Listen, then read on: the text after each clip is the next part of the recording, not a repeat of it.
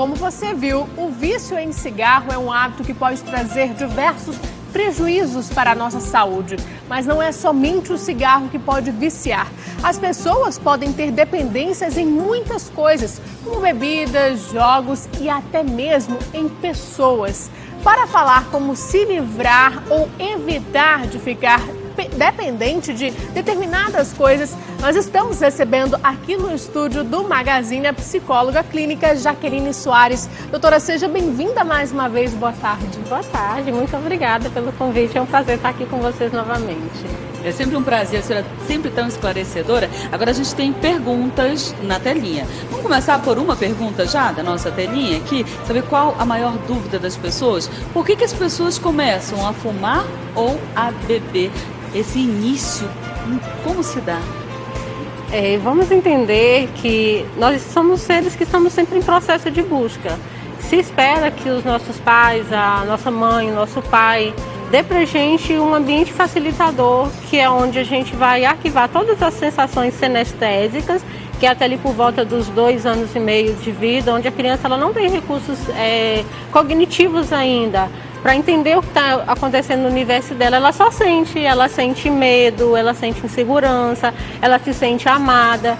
E é nesse universo de se sentir amada ou não é que vai já ficar o primeiro registro de falta. E esse registro de falta já vai ser uma base para entrar num processo de busca. E aí vai vir sim a bebida, vai vir o cigarro, a comida, as compulsões num todo, assim como as dependências também. E é assim que vai se instalar esse vício, por exemplo, que a gente está falando, que é o cigarro e a bebida. Então, assim como as coisas boas, a gente também pode ter dentro de casa exemplos que serão seguidos. Serão 100% seguidos ou pode ter chances, 25% de chance desse vício não ser seguido também por esse filho ou essa filha? Não necessariamente ele vai ser seguido, vai ser como essa criança ela registrou isso, como essa criança viveu isso. Sim, pode ser irreversível para ela ou pode ser algo que ela aprende a usar também e ser uma válvula de escape, por exemplo. Existe a questão genética ou está descartado? Tem uma predisposição, mas o meio emocional ele vai ter um peso muito maior. Bom, temos mais uma pergunta, vamos jogar na telinha, para você de casa acompanhar. A gente está falando de vícios. Como saber se a pessoa já está viciada ali, ou seja, se ela já é dependente, seja da bebida, do fumo ou de qualquer uma dependência? A pessoa viciada, ela precisa daquilo, né? Ela fica incomodada. A pessoa ela precisa de um voo, ela fica incomodada. Daqui a São Paulo são 4 horas, por exemplo. 4 horas sem o cigarro é uma eternidade. Ter que acordar no meio da noite para fumar, ela não consegue dormir a noite toda. Ela está em uma reunião, ela fica agoniada, chega um momento que ela não consegue mais prestar atenção no que ela está fazendo, há necessidade.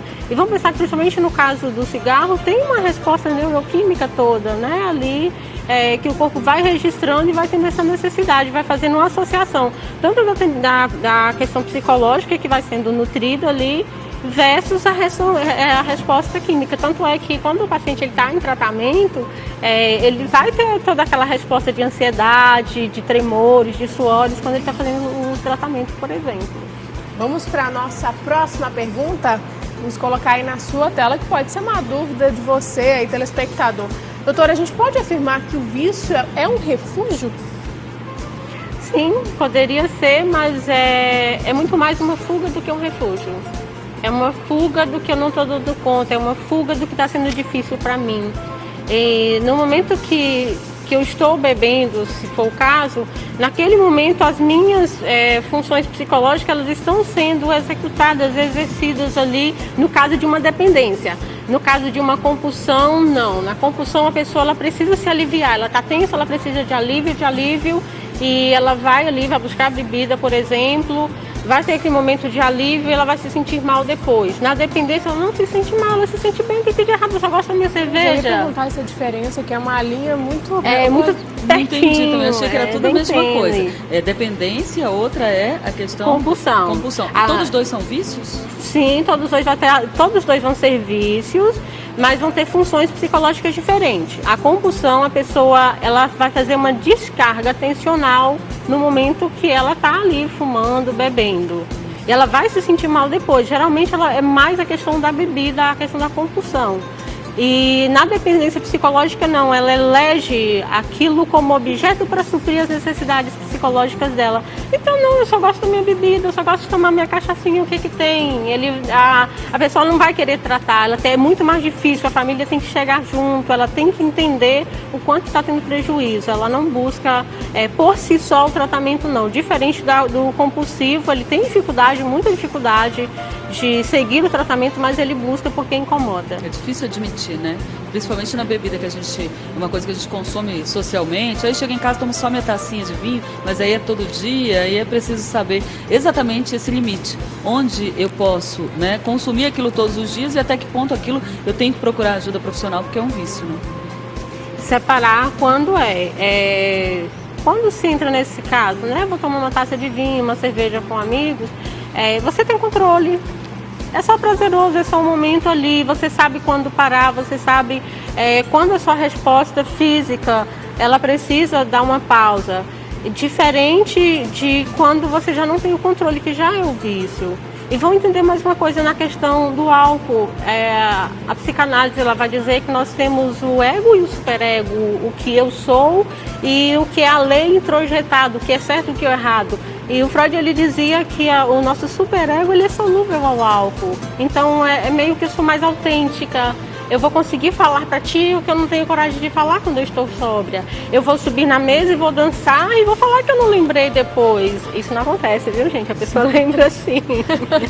Vamos para a nossa próxima pergunta que vai aparecer aí na sua tela. Olha só. A gente tem aqui, olha, a pessoa viciada consegue perceber o dano que causa na relação familiar e no comprometimento, da carreira profissional? E aí, doutora? Na compulsão, a pessoa ela consegue ter essa noção melhor. A gente recebe no consultório. A pessoa ela chega e fala, eu já perdi a minha família, eu estou perdendo a minha família, eu perdi o respeito dos meus filhos, meu trabalho está comprometido. Ele consegue ver isso. Na dependência psicológica tem um conforto, ele coloca a culpa no outro. Meu chefe me demitiu porque ele sabe que eu era uma concorrência à altura para estar no lugar dele, por exemplo. O casamento dele acabou porque a culpa é da mulher, a culpa é do marido. Ele não toma para si a responsabilidade, uma vez que as funções psicológicas estão sendo supridas pelo vício. Essa que é a questão da diferença. E na compulsão a pessoa tem um incômodo e ele consegue perceber, sim, que ele está perdendo a família dele, que o trabalho dele está tendo, né, todo esse prejuízo por causa do vício. Vamos lá para mais uma pergunta na nossa telinha. Vamos colocar a pergunta, a gente está falando aqui sobre vícios nessa tarde de segunda-feira. Doutora, a pessoa viciada consegue se tratar sozinho? Somente a gente vê ali quem fuma, diz, não, eu vou parar de fumar, é só eu querer. É possível a pessoa fazer isso sozinho? Ou ela sempre vai precisar de uma ajuda, seja psicológica, seja mesmo medicamentosa? Muito difícil a pessoa ela conseguir se tratar sozinha. Nós temos 3 modelos estruturais. Dentro da análise psicodramática, a gente vai dizer modelo de ingeridor, defecador e urinador, que são estruturas sinestésicas. Quando a pessoa ela tem esse terceiro modelo, elas são pessoas mais controladoras, mais impulsivas, elas estão sempre agindo. E quando ela tem um incômodo, ela tem mais facilidade de lidar, por exemplo, com a bebida. Ela decidir que vai parar sozinha, ela tem uma certa facilidade. O cigarro não, porque é da estrutura dela ser uma descarga tensional daquele jeito. Quando a gente vai lá para a primeira estrutura, o modelo de ingeridor, são pessoas mais emotivas, mais fechadas, que guardam muitas coisas que ouvem para elas, mais sensíveis. Essas pessoas, principalmente a questão da bebida, elas vão ter uma dificuldade enorme, elas não vão conseguir se tratar sozinhas, a não ser que eles façam uma troca por outro vício. No caso da troca, ele vai conseguir. Ele parou de fumar, por exemplo, e agora ele come que só. E quando a gente vai entender que tem uma questão do modelo estrutural e como que ele lida com isso, a gente vai entender que é único para cada pessoa.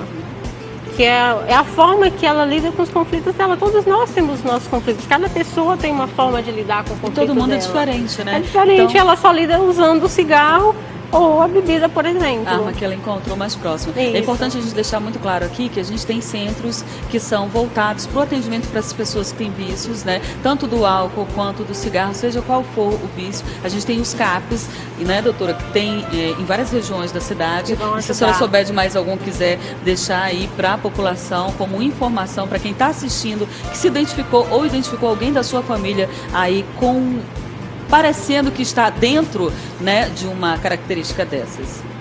Né, sim, muito bacana. Algumas, né, redes que a gente tem de apoio, mas vamos atentar à questão de quem convive com alguém, o marido, a esposa, um filho. Na questão do cobrar não adianta. Entenda o que está acontecendo com ele, o que ele precisa. Vá junto, busca junto. Né, leve, vamos junto. Olha, você tem que ir, não adianta, ele não vai sozinho. Tem que ir Sozinho a junto. gente não consegue. Obrigada, doutora, pela sua participação e até a próxima. Muito obrigada pelo convite. Parabéns também. atrasado pelo dia do psicólogo, que foi no último dia 27 de agosto. semana passada. Obrigada. Parabéns. Olha,